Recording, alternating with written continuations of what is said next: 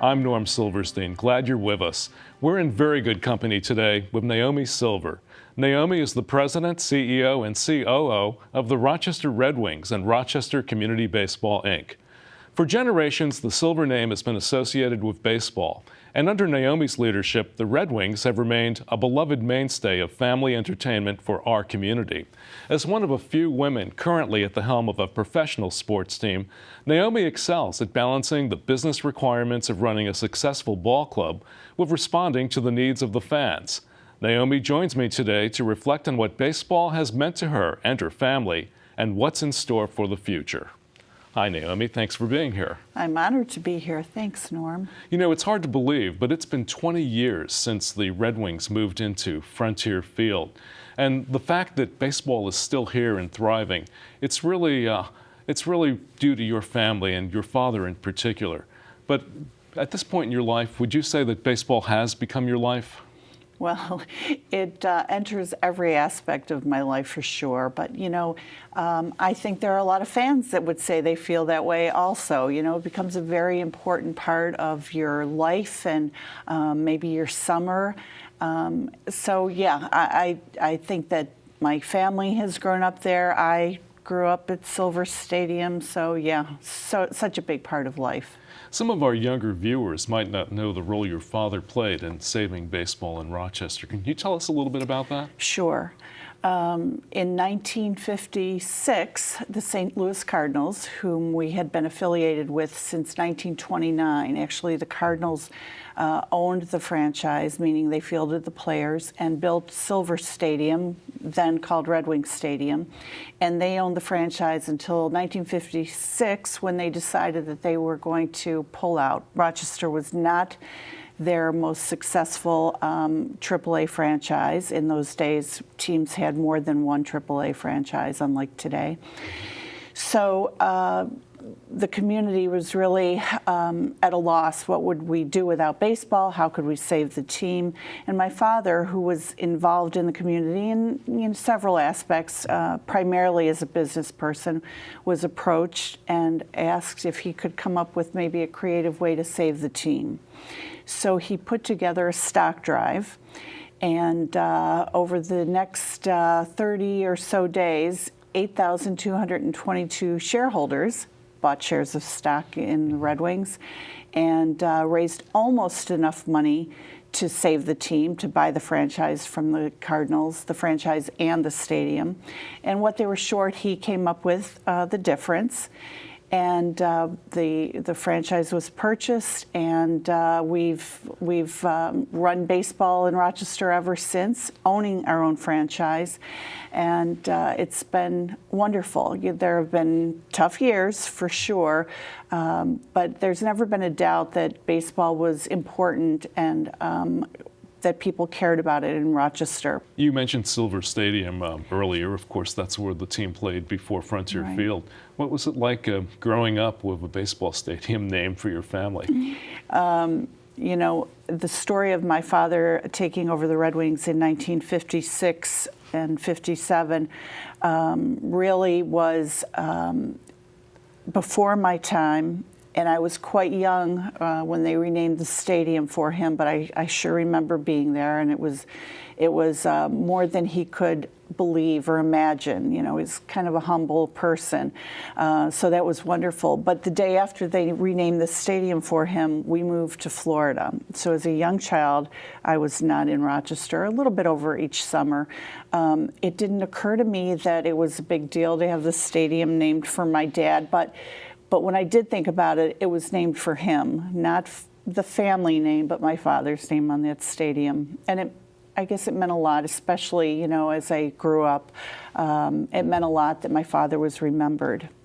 And he maintained his interest in baseball even from Florida.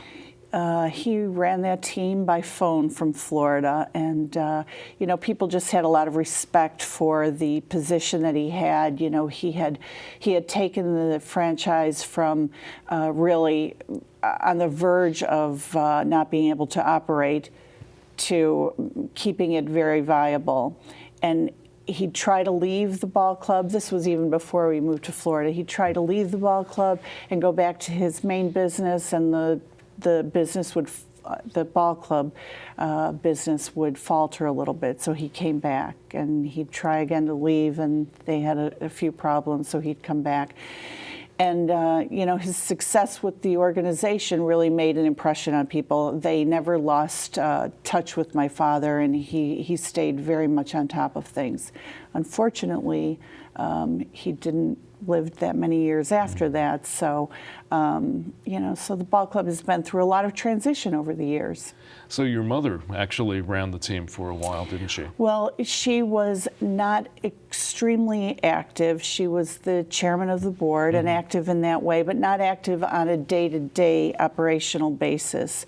She was involved in it to make sure that what my father had worked so hard for would not be forgotten or lost due to the lack of interest or interests that may have waned. So she really dedicated her life to making sure that his dreams stayed alive for this community. When you were growing up, did you ever think that one day you'd be the owner and the president and run the team? I had no idea, Norm. I had no idea that I would get involved in this business, and I think I'm just on the cusp of the days when women, were just getting involved in the workforce in a big way.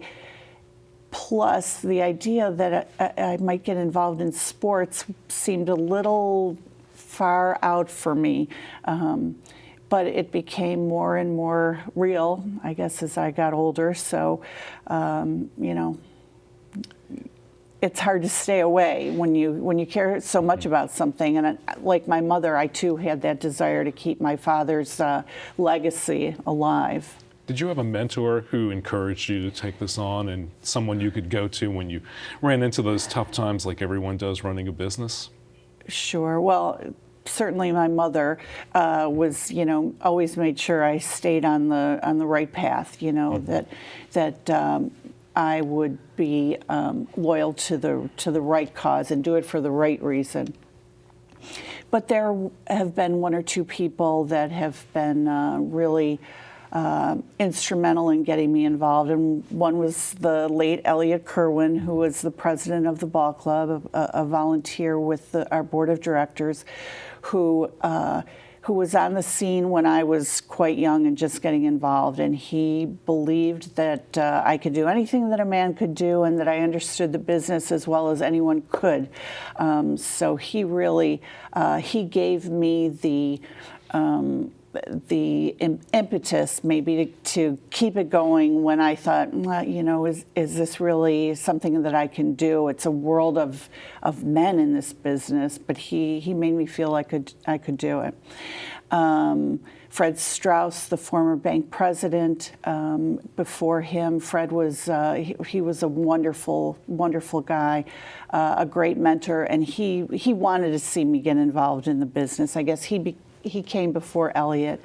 And then, for many, many years, my dear and good friend, Gary Larder, who's the chairman of the board of the ball club, has, it's just stuck by me, and there's really nothing that he can't help me figure out. He's wonderful and a great mind, and a Xerox retiree. Well, you seem to have a great ability to pick talent that stays with the team. Dan Mason has been general manager, I think, for almost as long as I've known him. Probably, there's no one like Dan in this business. He is selfless about it. He gives it everything he has. There's nothing that he'd ask a staff member to do that he hasn't done and continues to do. He's just an amazing person. Everyone should be so lucky as to have a spokesperson like that for their business. And not many are lucky enough to have someone like him. He's amazing. Well, I'm sure to be successful, it's more than the sport. Dan does all of these entertainment. He brings so many kids down between innings for little contests, things that make this really family entertainment. Is that what you have to do to be successful in a minor league franchise?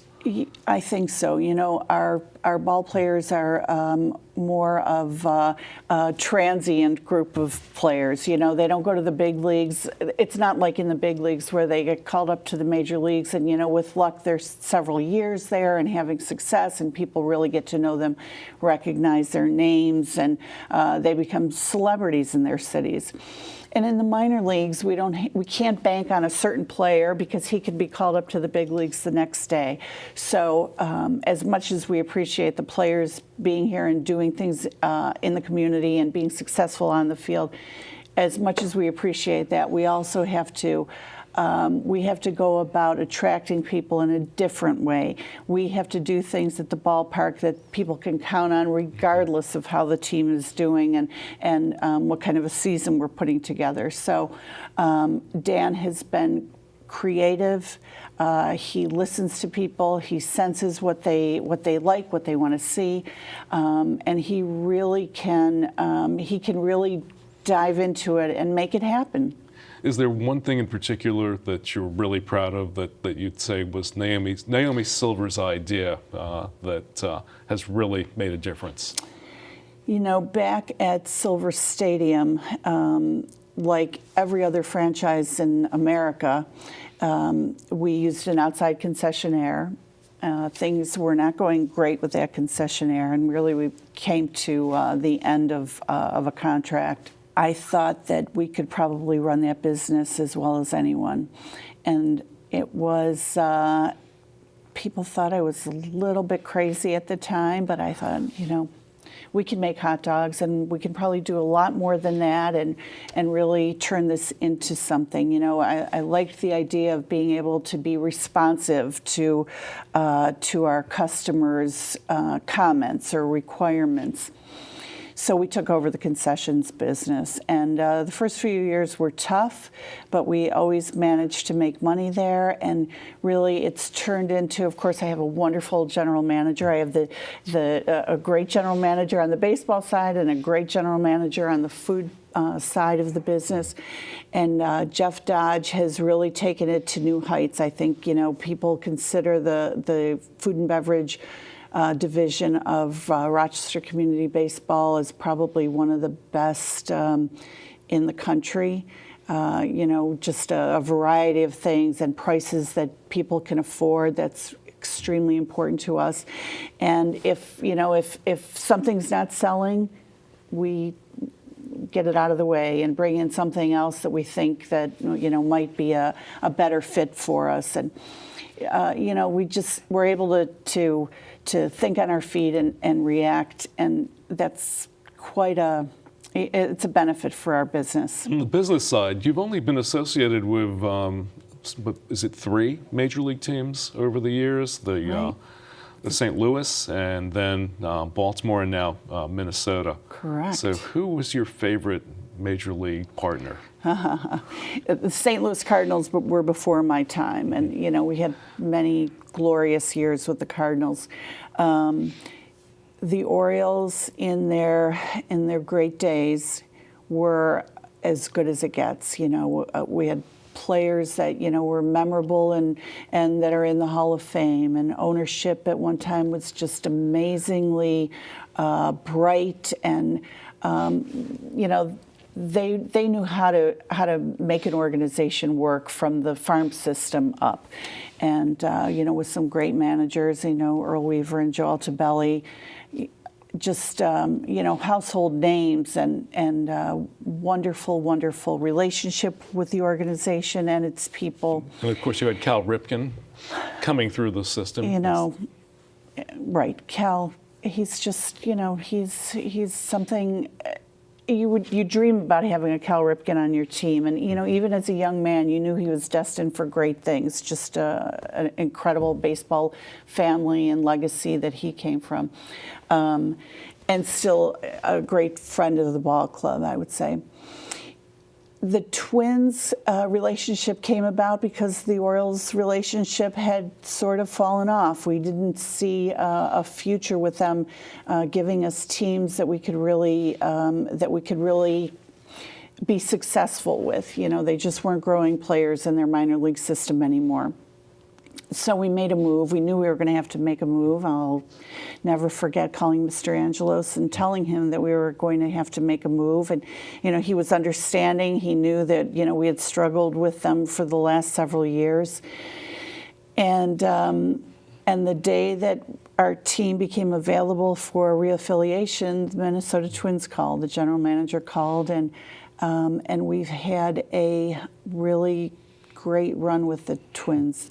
And besides Cal, are there any players you remember in particular as just you knew they were going to be stars, and they ended up as Hall of Famers? Oh gosh, I think of guys like Don Baylor and Dennis Martinez.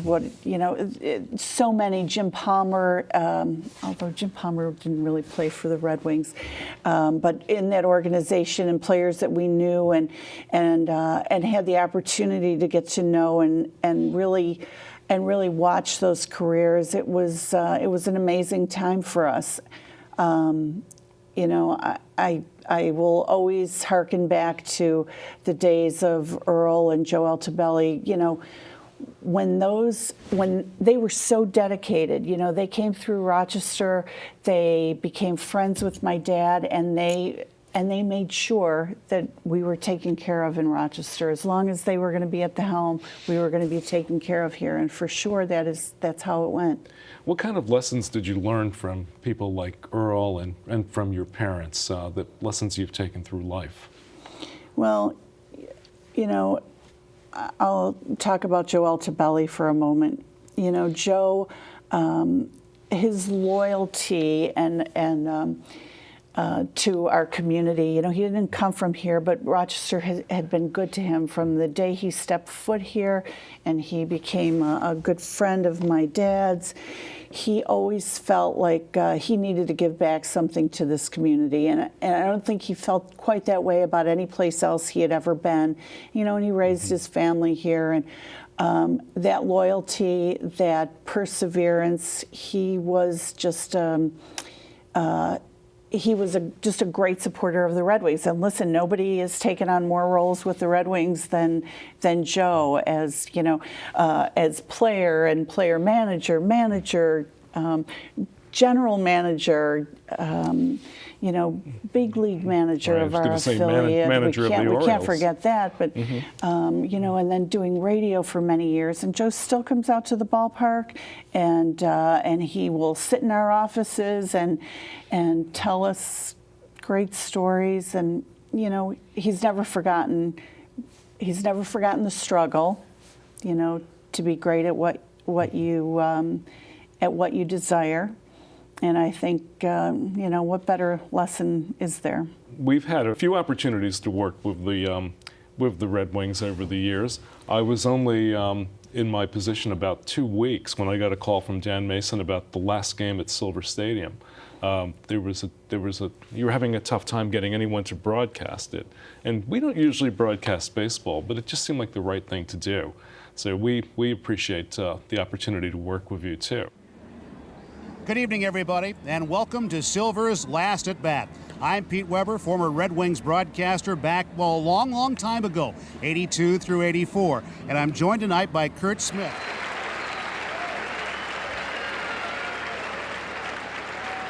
The numbers 26 and 8,222 will hang forever on the outfield wall at Frontier Field. And said, I won't go on the field again. And so if you're doing good, it's a big plus. Base hit for Denson. Martinez to turn it around second as the ball goes down in the corner. Marv Foley is waving the big guy all the way around. Here's the relay throw to the plate, not in time. And Denson's at third with a three-bagger. It must be special for you to walk into that stadium when you're going to work and you walk by a statue of your father. Does that give you pause? Oh, it does. I sometimes say hello to it, actually. It's it's an incredible honor. I think he would be extremely proud that we thought enough of our history and of him and his role to have erected the statue. And it means an awful lot to me. A lot of people may not understand that you don't own the stadium. That's a county facility. Correct. So what's the future hold for Frontier Field and the Red Wings? Well, we have a lease negotiation coming up. Our current lease expires in the fall, so I believe we'll start that negotiation very soon. And I would imagine that the county feels that they want to keep the Red Wings in town, and we would be very happy to renegotiate along the same terms that we have today, where we share a lot of the proceeds of the stadium with the county. The county takes care of, the superstructure and the concrete and the steel, and we take care of the smaller maintenance day to day. And it's worked for us. I know of 2 teams in our league that after 20 years replaced their stadiums. So it's very easy to let a stadium go, and they take a lot of wear and tear. But we, along with the county, have kept Frontier Field in, I think, excellent shape. You certainly wouldn't recognize that it's a 20-year-old facility going into it. It's in pretty good shape. So we're, very proud of that, and I think the fans are proud of that. Would you like to see this be a family business where one of your children might one day be at the helm? I can imagine it. Maybe 2 of my children, actually. I think that to be successful in this business, probably like any other business, it takes someone that has a real vested interest in making it work. And without that, it doesn't have the immediacy to make sure that things are done right. I think that that's going to be critical going forward. I hope they don't fight over it too much, because God knows they both are really interested in the business. And you have a son who plays baseball for college ball. Yes, he's playing college ball right now in his freshman year. So how would you describe the future of minor league baseball, AAA baseball in Rochester? What's the future look like? I think the future is bright and strong. We've had a consistent attendance record for so many years. Despite fluctuations in population and fluctuations in the economy and employment, things have gone pretty well here.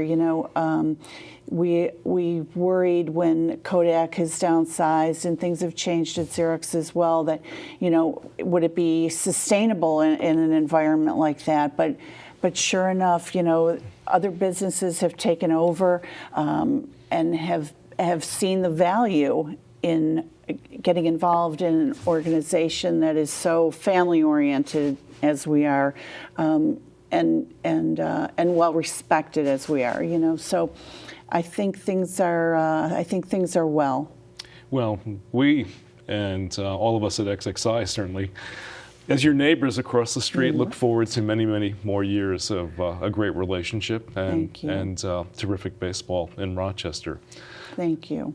Naomi, before you go, I like to ask my guests the same 3 questions at the end, and I sometimes compare their answers. So first, Will you tell me how I do? I'll give you a scorecard. Okay. If there was one thing you could change about the community, what would it be? Well, I think that if our young people would, and maybe this is happening a little bit, would recognize the value in staying in Rochester. I know that graduating from college, it's very attractive to go live somewhere else for a few years, but I notice that many of them come back because this is a great place to raise families. So, I hope that happens more and more. Employment here has been pretty stable, and I think that, there is a comfort level in Rochester about, how we as a community interact and how well we know one another. I hope that young people will continue to appreciate that and come back more and more. What do you love most about Rochester? God, I am so bullish on Rochester. It's hard for me to pick one thing. I appreciate that I don't have to worry about a hurricane or a tornado. That, you know, I know we have a bum rap because of our weather, but my gosh, you know, this is a place where you don't worry about those things. And growing up in Florida, you know, once every couple of years, we were putting up those steel shutters and getting ready for a hurricane. So I love that Rochester is so, it's easy to live here. And does Rochester have a best kept secret, or did you just give it to us? I think that, you know, we in Rochester are we take much for granted, but as soon as people from out of town come here, they point out to us how wonderful it is not to fight with traffic every day, and to be able to get to know your neighbors and to do community events. And we've got so much going on in the summer. You know, you think about baseball as being, you know, a very big attraction, but there are a lot of things in Rochester to do all summer long. So we're just lucky to be among them. I remember when a friend from Washington came to visit, and one of the things we did was go to see a Red Wings game, and his son said, "Dad, do we really have to go to Toronto? Can't we just stay here in Rochester?" I love that, Norm. And we love That's that great. too. That Well, is Naomi, great. thanks so much for being with us today. Thank you. Thanks for having me. And thank you for watching. You can also watch this episode and past shows online at WXXI.org. And we'll see you next time on Norm and Company.